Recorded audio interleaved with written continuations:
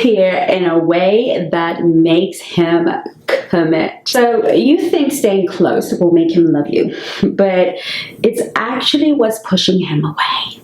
In this video, I'm going to show you how men really develop feelings, why distance creates desire, and how to disappear in a way that makes him think about you, miss you, and move toward committing to you. Because this is one of the most common patterns I've helped thousands of women break. And it's the difference between dead-end dating and finally being chosen for commitment. Let us begin. Number one, men fall in love in your absence, not in your presence. I remember when I started dating after my divorce, my ex-husband and I had a very codependent relationship. I didn't have an identity outside of our marriage, and because I got married so young, I didn't realize how unhealthy that was. Looking back, I probably had an anxious attachment style. So our joined at the hip dynamic felt normal. Dating became confusing because I associated closeness and intensity with falling in love. The men who pursued me were enthusiastic and intense, and that pulled me in. I believed we were falling in love when really they were enjoying the experience, and I was forming an oxytocin bond that felt like love. I remember Anthony. He came into my life, spoiled me, he was present, and then he was away. And it felt like being slowly abandoned. I would send long messages trying to explain how he was disappointing me, and the more I tried to connect, the more he pulled away. After 2 years of this, I didn't have some enlightened breakthrough. I was simply exhausted.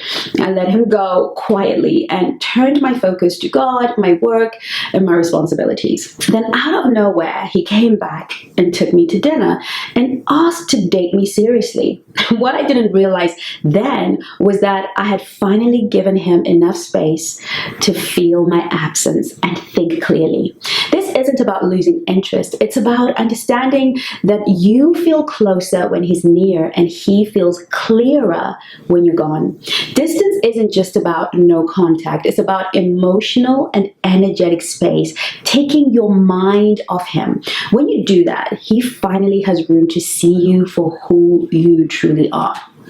Over availability kills pursuit. That's number two. Have you ever been with a man and it feels like time disappears and his presence feels so natural, so good, that you don't even notice how much you're overinvesting? I used to miss Anthony so much that when he came back, I would move mountains to see him. I even had my friends on standby apologizing in advance in case I canceled plans.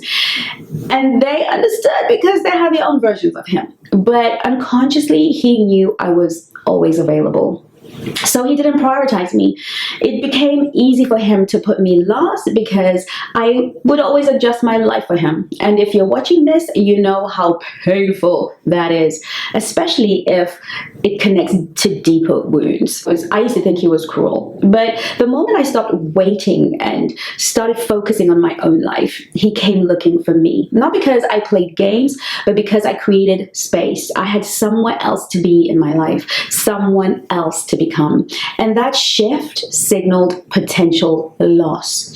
If you're always there, always ready, always giving, he never has to move towards you. Men respond to uncertainty and potential loss, while women respond to certainty. Masculine energy moves towards what it might lose and often deprioritizes what it feels it already has. This isn't cruelty, it's instinct. Your life must come before him. He is entering your world, not becoming it. It's not about playing games, it's about being grounded. And number three, during those 2 years, I did everything I thought I was supposed to do. I read books, I learned the rules, I followed strategies, and dated other people and sent the right texts. And yes, there were moments where it seemed like it was working, but nothing lasting came from it. Nothing that moved me closer to commitment. What I was missing was grounding. I didn't know who I was outside of being someone's partner. My identity had always been tied to a man. So instead of becoming, I was performing. The real shift came when I stopped trying to control the outcome and started doing the inner work. That was the real disappearing act, turning inwards, facing myself, rebuilding my identity. And that's what changed everything. Real value isn't tactics, it's emotional regulation, self-worth, and authenticity.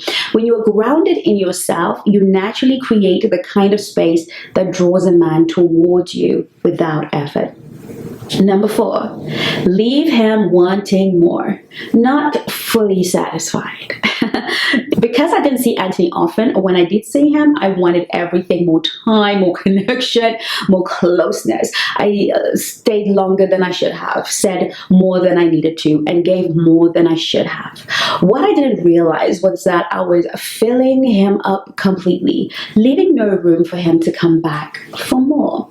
But as I did the inner work, something shifted. I felt I still desired him, still enjoyed his presence, but I began choosing myself. I left when I was tired, honored my responsibilities. I respected my own energy, and that's when everything changed. He started wanting more of me. Ending on a high creates anticipation. It allows him to associate you with pleasure, warmth, and desire without ever feeling fully satisfied. This isn't about playing games. It's actually about self-care. It's about listening to your body and honoring your life, even if the only thing you need to get back to is your own rest, your own space, your own peace.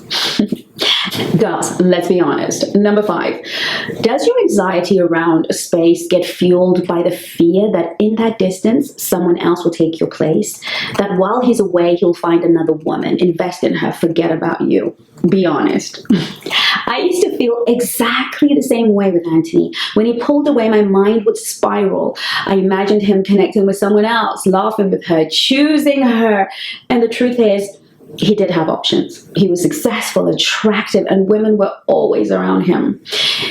But here's what I had to confront. There was absolutely nothing I could do to control that. He was going to do what he was going to do. And in the moment, I had a decision to make. Either abandon myself trying to secure him, or prioritize myself and trust that if what we had was real, he would make the right decision for him. Because I didn't want to be the woman he chose by default. Because he hadn't met better. I wanted to be the best of his choices, so I let go. Not because I didn't care, but because I respected myself enough to stop trying to control the outcome. And let me give you some grounded truth here. Men don't typically form emotional bonds overnight. Real attachment takes time, around 60 to 90 days of consistent emotional investment.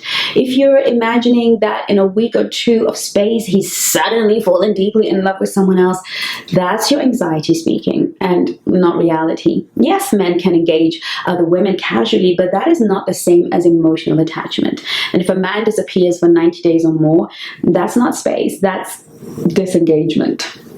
But if it's been a few days, a couple of weeks, even up to that 6 to 8 week window where men naturally pull back to process and calibrate, relax. That space is often part of how he figures out how he feels about you. So instead of panicking, ask yourself, am I trying to control something that was never mine to control? Because the right man for you will not forget you in the space. He will find you again with more clarity. So here's the truth.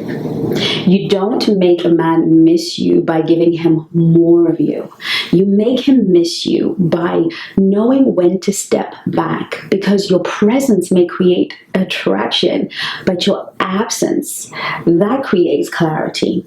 A man doesn't fully realize what you are to him when you're always there. He realizes it when he has the space to feel your absence. But this is where most women get it wrong, because creating space alone is not enough. If you don't understand how men actually form emotional attachment, you can give him all all the space in the world and still not be the woman he chooses. In the next video, I'm going to break down why being desired is not the same as being chosen, and why beauty alone does not create that lasting commitment. Click here to watch that video. In the meantime, do take care of you. I love you lots.